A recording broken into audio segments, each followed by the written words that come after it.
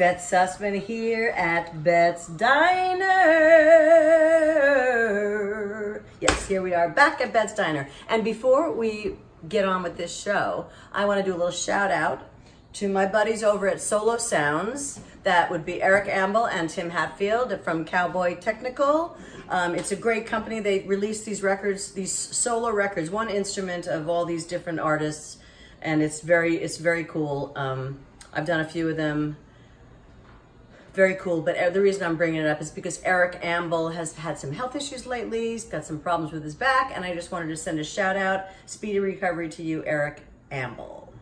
Now, to my guest today. Oh my God, I don't know where to begin. This whole show could be an intro, truthfully, with a little bit of music, but there's so much we got to do today. Okay, so my guest has appeared on over 80 records. From Aretha Franklin to Paul Simon, James Brown, Roberta Flack. He was on Bonnie Raitt's Streetlight, Streisand's Songbird, Eric Clapton's August, Avril Lavigne. I can go on and on and on and on and on. He co-keyboarded with Richard T on the Van McCoy and the Soul Symphony, Disco Baby, which housed The Hustle, and then the sequel to that, Disco Kid, amazing. He was the composer for the 38th Annual Grammy Awards. He was 1995, he was the MD for the Kennedy Center Honors Tribute to B.B. King. Really, this could go on for such a long time. He was the MD for Sting's Rainforest back in 2008.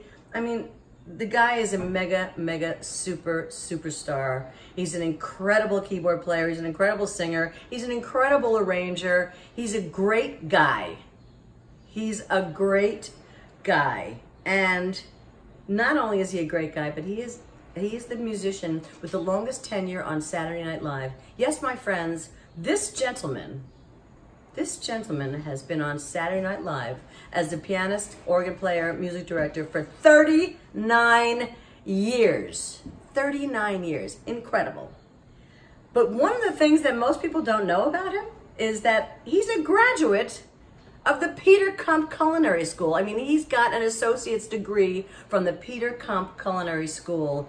And he finds time on Tuesdays and Thursdays to work with the blind. I don't know how he does it. It's quite incredible. Ladies and gentlemen, please give a welcome to my friend, the incredible Leon Pendarvis. That's you on this record, Leon. Yeah, baby. As you play the clap. I'm serious. Where did you come from? Wait, I feel underdressed. What about my crown? Okay, how's this? Okay, how's that? How about that? I got I got a crown. You got a crown. I got a crown.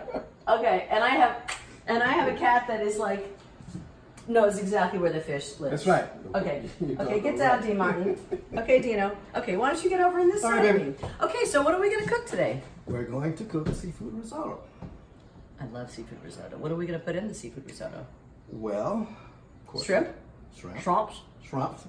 Mussels. What else did you get? Mussels. You got Branzino? Branzino, and I think we're also going to learn, Leon will teach you how to fillet a Branzino. Okay, so for this dish, we need one medium-sized vidalia onion. Yeah. You like vidalia. We could do this with a Spanish onion, but you like vidalia. Yeah, you could. Only reason why I like it is it's got a little sweetness that, it's not sugar sweet, but it's got a little bit of sweetness, and that's why. Did you go out and especially buy this outfit for today's show? No. I knew I had this from 16 years ago, and I had to do it for you. I so appreciate it. I feel so underdressed that I had to put a crown on I had to put a tiara on for you. Okay, let's get started. So what do we do first? Well, let's dice. Actually, I want to show you another little cut, even though this is not probably what all the risotto aficionados out there going, no, don't do it like that. But I am going to do it like that. Because this was when I did my training, this was... Notice that you're also using a Wusthof knife, which is one of my favorite knives of mine. Yes. And you see, I have a ton of them. I have the globals, I have them. Yes. But this Wusthof is What's my favorite, and this is also one of my favorites. Cool. This was given to me by the guy in Japan who makes the cutlery for the emperor. Okay. Yeah, gave me a set of this rosewood, gave me a paring knife, and this. Looks great. It's really good. Yeah. Looks great. So, you know, nothing exotic here. We peel this little outer skin, obviously. And actually, I will dice it since I did it this way.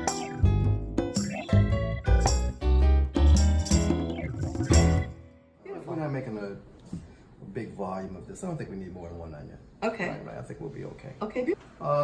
You want to do the? You want to show them how to fillet this? Yeah, why don't we do this? Okay, if you don't mind, let's put this. Correct. Yeah. Love it. You notice what she did because she realizes that We don't want to put this the is fish. going on the same board as I just did the onions. So We don't want fish on the board. see, you went to Peter Clump's too. Though. I did, but I didn't matriculate like you did. I went and I took various different little courses that sort of gave me, you know, enough skills to be a good home cook. Hey, look. You know, which is what I am. Understand that I'm not a professional chef, and I don't even play one on Bette's Diner. I'm merely a hack in the kitchen with you're not. friends. I know you're not a hack because you're not a hack in anything you do. Oh, you're very kind. No way. But understand something. Every now and again, we get to play music together and work together, Yes. and it's really super fun. Oh, it's We great. have like It's great. the Mutual Admiration Society we do. of Leon and Bette. She's brilliant. He's brilliant. You know, it's a funny thing about that professional chef versus home cook. You know, it's an interesting thing about that. There are some pro chefs It's cleaned, by the way. who I know it is because I can see it there. There's some pro chefs that I wouldn't want in my kitchen, and there's some home cooks that I want there every day. Yeah. You know what I mean? So it's not about, you know, from music, right? It's not about where you train and whether you went to, you know, Juilliard It's or what's in Berkeley. here. It's like exactly What you can get And in what- there and get it out exactly. onto the. Same thing with cooking. Yeah. Which I know. Which I found, by the way, when I did the training. What made Well- you want to do the training? Well, what Were happened? you bored at SNL or you were tired of music? You said, this piano thing. I Is, never know who's going to this see piano this. thing is not working I out. never know who's going to see this. I better not. No, I'm kidding. Oh no, I wasn't bored. What had happened? My mom had passed that year. This was 2000, and I felt like are we gonna? Okay. Can we see this? Yes, you can totally see this. Okay. And So this is like go across it. Before I even do this, let me just say something. Obviously, most people aren't going to fillet fish. They're going to walk in and say, "Give me that."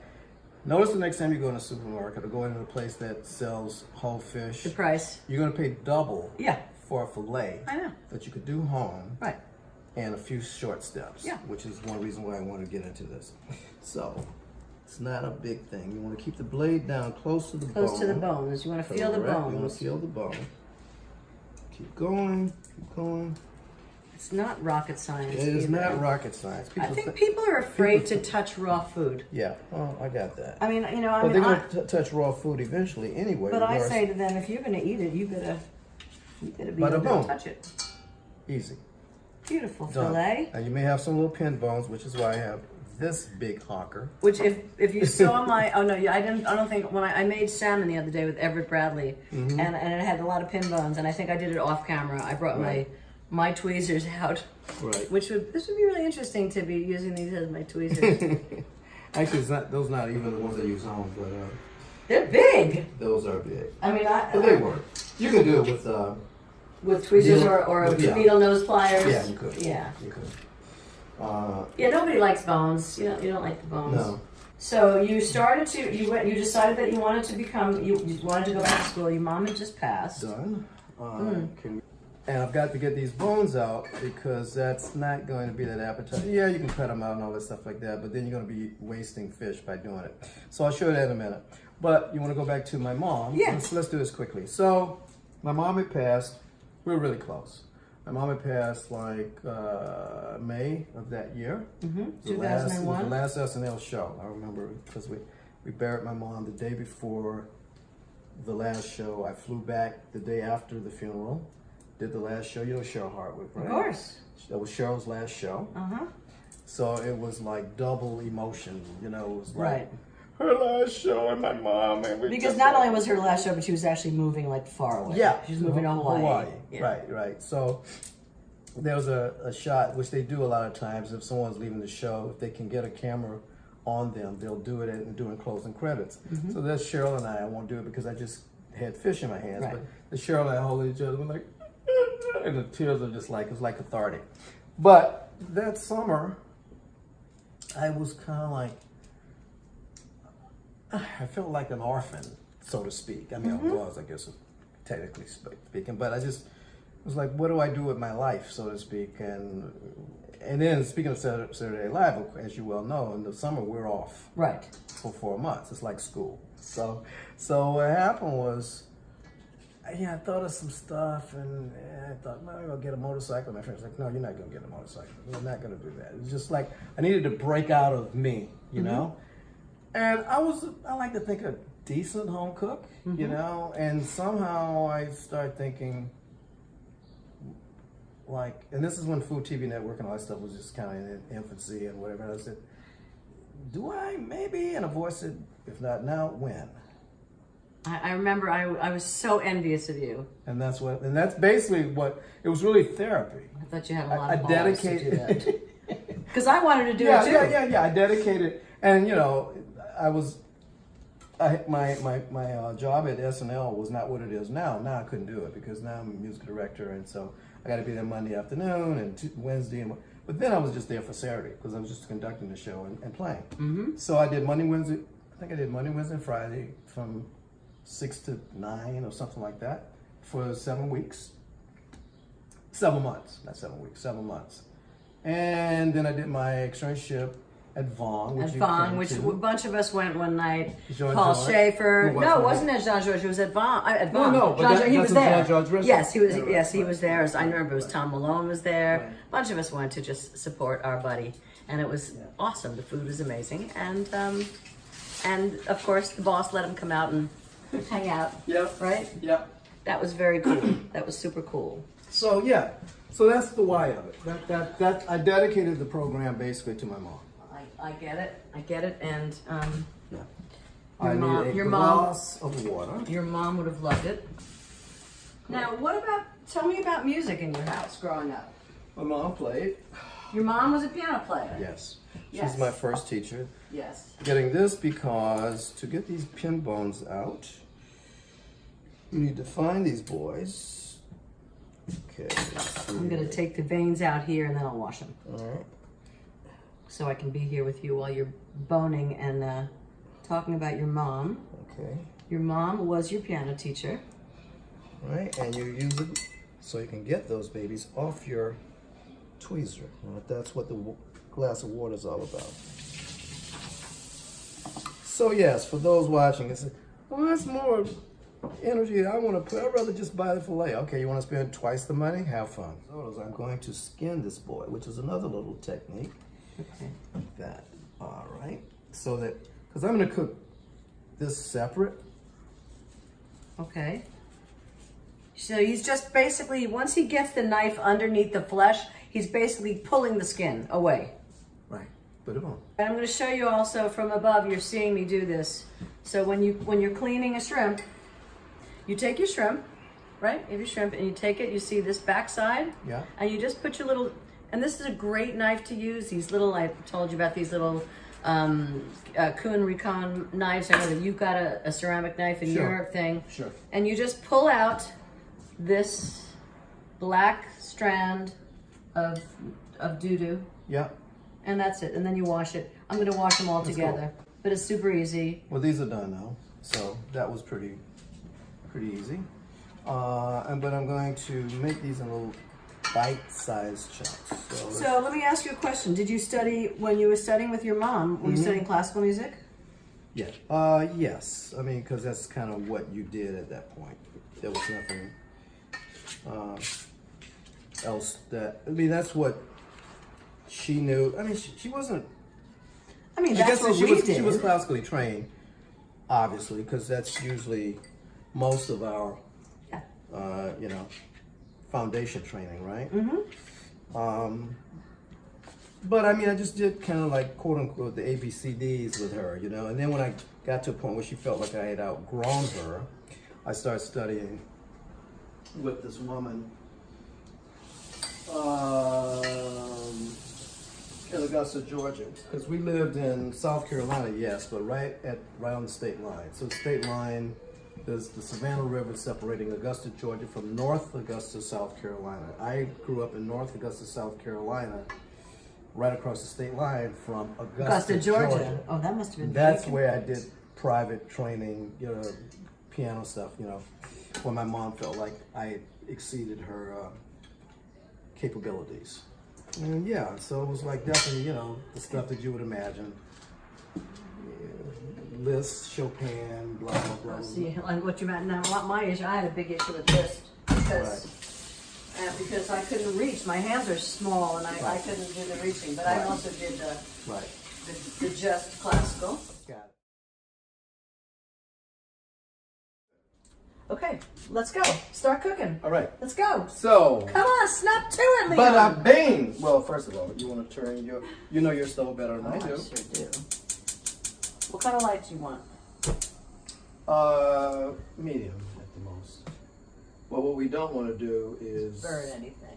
Well, especially the onions. We just want to sweat these boys. Cool. So let's just let that go for a minute. All right. So how did you end up on SNL? Good question. I have no idea. So my guess is it was like word of mouth, or and because I didn't audition for the show. Who was the producer when you got on? Gene Dumanian. Oh, right, Gene Dumanian. Right. For like half a season. Right. Because there was a writer's strike that year, so we didn't get through a whole season. Right. And then at the end of that season, there was a complete turnover. Gene was canned, and Dick Ebersol came in. But at that point, I was in. No relationship to Christine Ebersol, who also was on SNL that season. Correct. But no relation to Dick Ebersol. Correct. I know that because she's my girl. Gotcha. Cool. All right, we're getting ready. We're ready. We're melted. We love that sound. Oh, by the way, if you hear sounds of screaming children, no child is being harmed in the making of these dishes here at Bette's Diner. I know that I listened to another episode today, and you could hear children screaming. No children are being harmed in Bette's Diner. There's a little play school outside next to the synagogue, and the kids are always out there playing. So it sounds like there might be something going on here. But I assure you, no child was harmed in the making of this risotto. Right. Cool. So what we want to do is just sweat these. We do not want to caramelize. We don't need color. So you know your stove, so I'm going to defer to you in that regard. Cool, baby. Yeah. So yeah, that's how I got there as far as...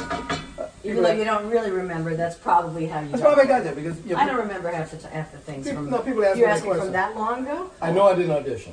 That much I know for sure. Then the next happens is that we go in with the rice.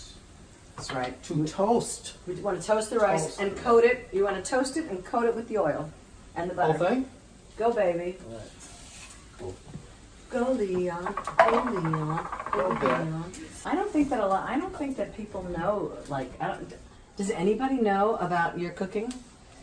Your mad skills? Yeah. I mean, obviously, back when I did it, everybody knew because it was such a novelty. Leon Pendarvis is taking culinary classes. Right. You know what I mean, it was like that word spread like wildfire. Well, among the musicians in New York, right, definitely. right. But as far as like the people who watch SNL, that are like they diehard SNLers, I don't think if they, I think that know. they're going to be thrilled to find out that, besides being a mother keyboard player, that you're also. They wouldn't know.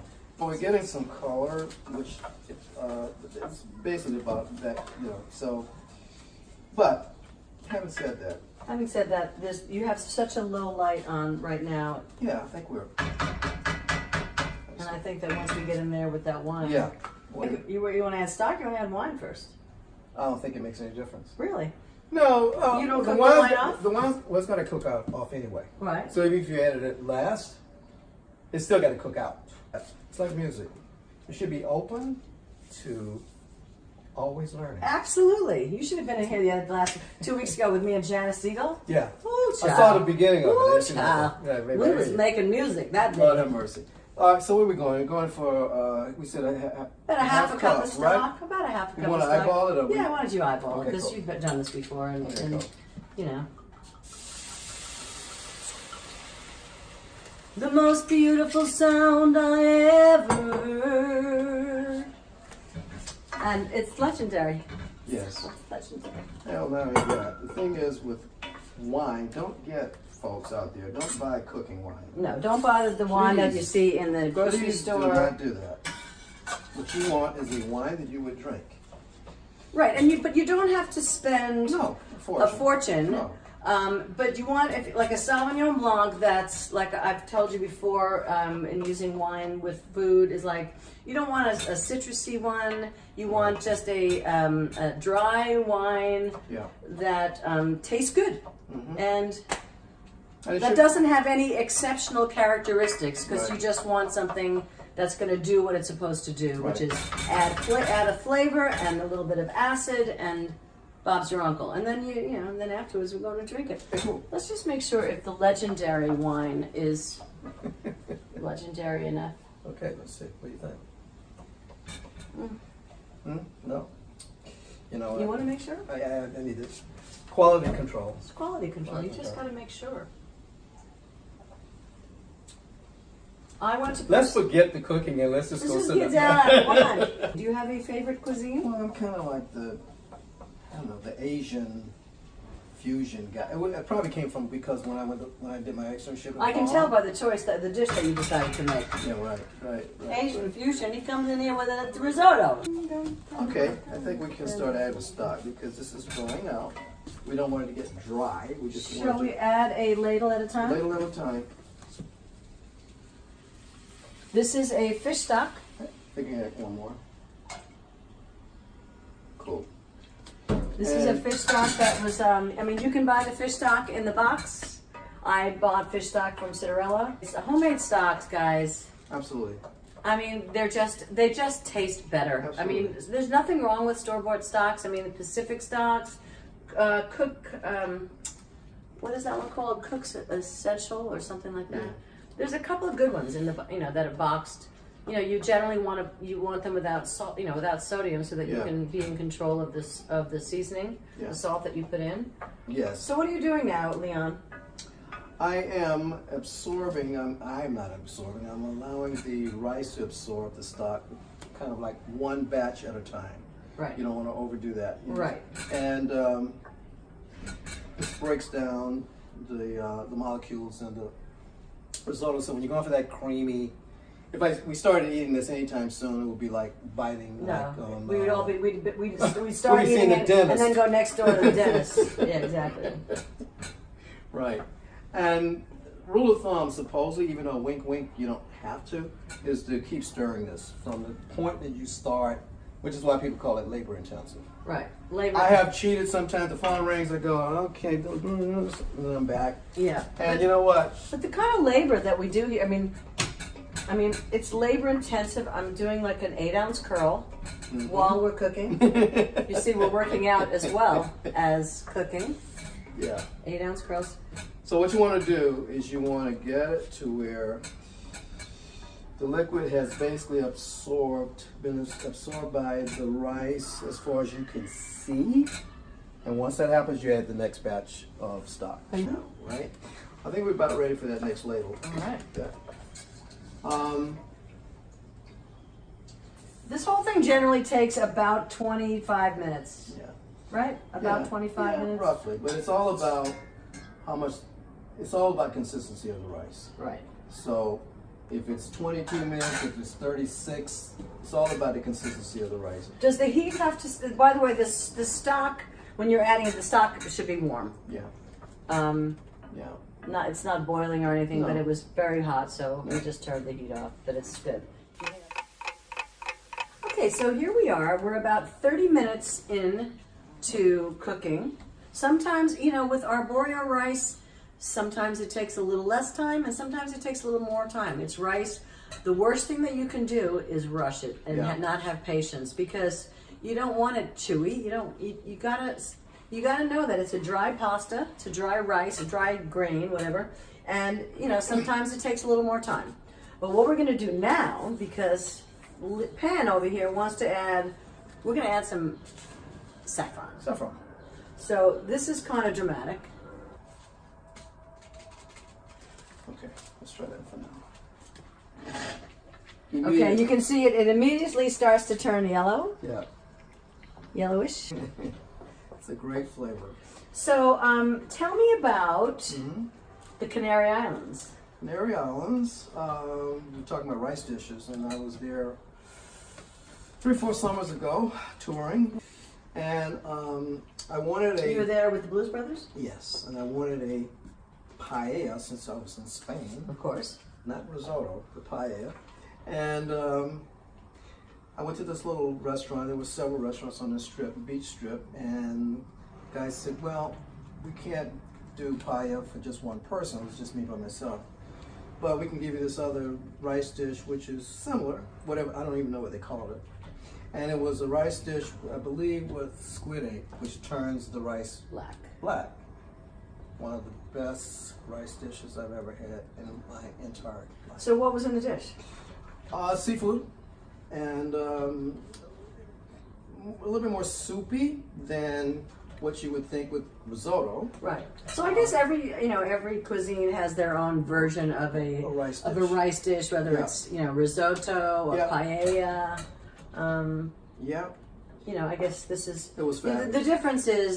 difference between like a paella and a risotto is that the paella you assemble it, you put the cover on, and you cook it, and you steam it, and you can walk away. And it's different rice. And it's different rice. It's a long grain rice, Yeah. whereas we're using a short grain Correct. arborio rice, Right. which takes a little bit more time to cook.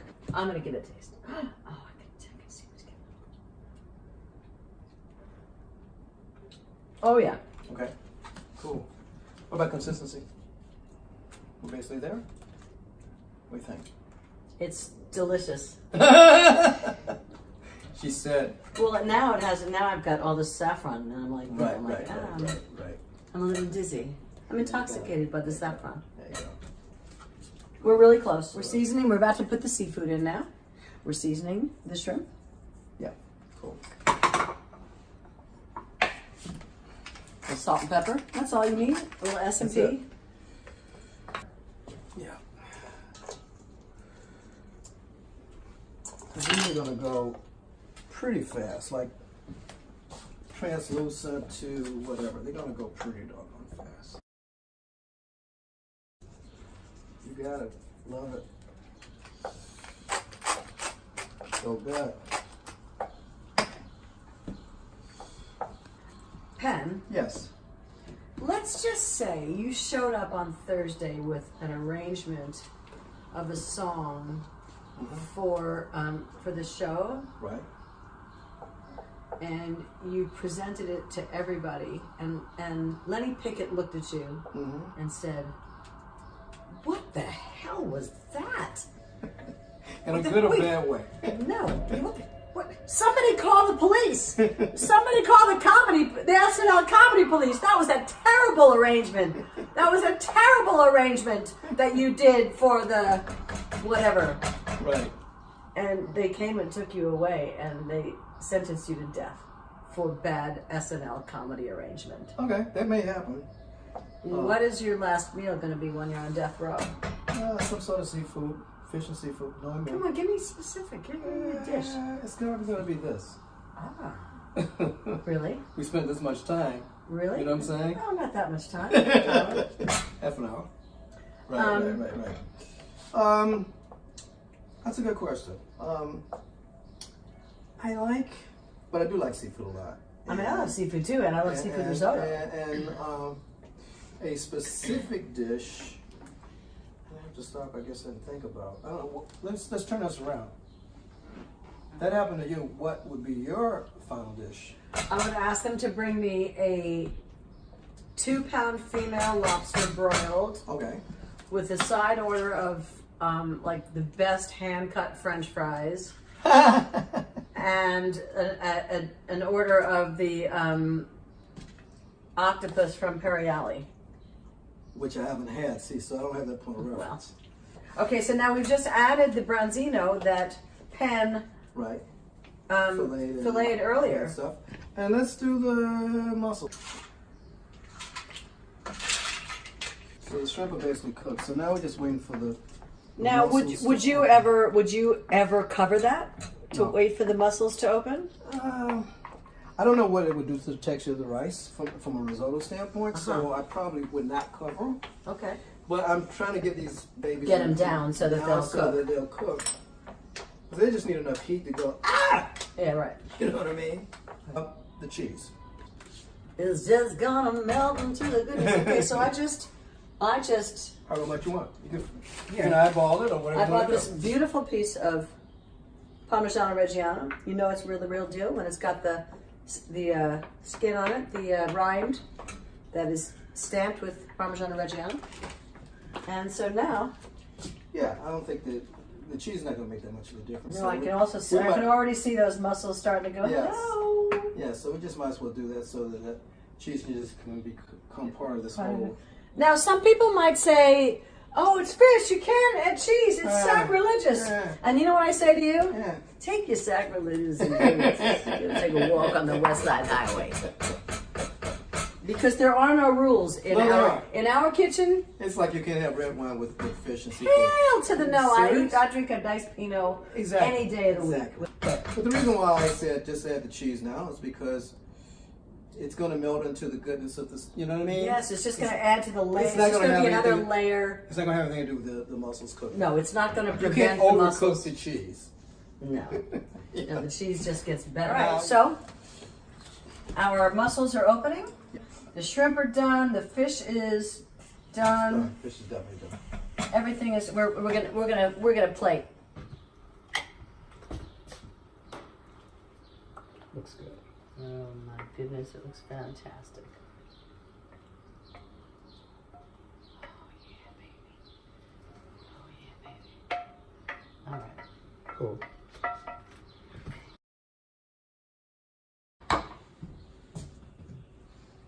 A little basil and a little parsley. Oh my god. Oh my god. Cool. Okay, yo, here we got some seafood risotto a la Leon Pendarvis. Bette Sussman. Thank you. Yes, I mean, let's taste it. All right, let's go Let's for just show them how if it's any good. Okay, this. I'm gonna take a little piece of this fish. And I got a little bit of the shrimp. All right. Oh my god. It is good. Trust me. It is good. You don't want any shortcuts. No shortcuts. If it's not ready, just stay at it. Keep stirring because sometimes it takes a while. Because now the rice is perfect. Perfect. It took a little bit longer. Perfect. The seafood tastes delicious. It's perfect. Leon Pendarvis. Yes, baby. Oh my God. You know what we're gonna do? We're gonna go to the piano, and we're gonna do a song together. It was great. Pan and Bet gonna do a This is song fun. together. We've been talking about doing this for like how many years? Like 100. Okay, cool. Super fun. It's great. Seafood risotto. Make it. Okay, so here's something a little bit different. I'm not at the piano. Leon Pendarvis is at the piano, and I'm at the vocal. Go, baby. You go, baby.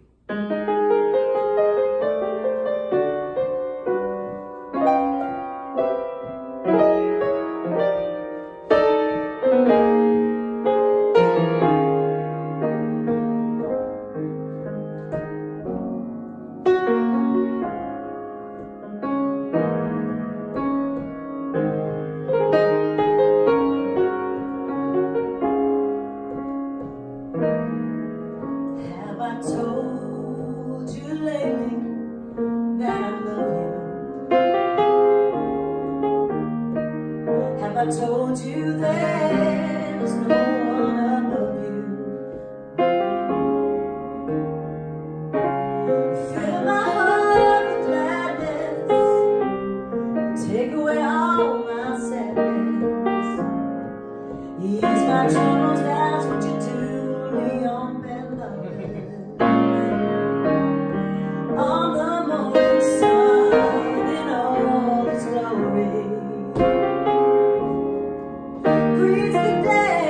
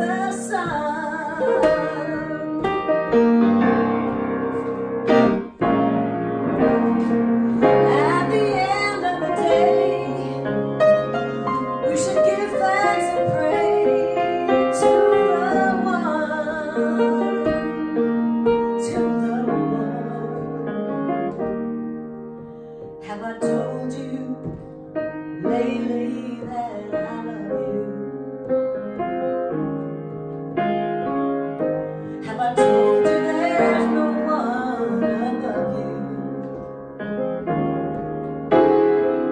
Oh, you fill my heart with gladness. You take away all my sadness. Ease my troubles, that's what you do. Oh, you fill my heart with gladness. You take away all my sadness. You ease my troubles. That's what you do.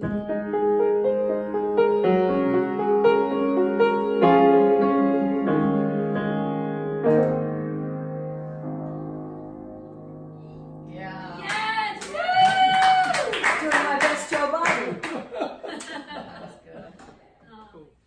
Oh my God, that was so much fun. First of all, you know, you get me away from the piano for, well, sort of away from the piano. okay. I'm still pretty close. That's cool. Yeah, yeah. Special bit. So, Having Leon Pendarvis here is just a thrill for me. He's my friend for such a long time, and I have nothing but, you know, love and respect for him. He's the most incredible musician I know, and a great guy, and what a cook! Holy shit! That seafood risotto was off the chain! Hey guys, thanks for checking in with us again, Bette's Diner. Don't forget to hit the subscribe button and tune in to see who's coming on next. cool. Thanks. Ciao. Bye.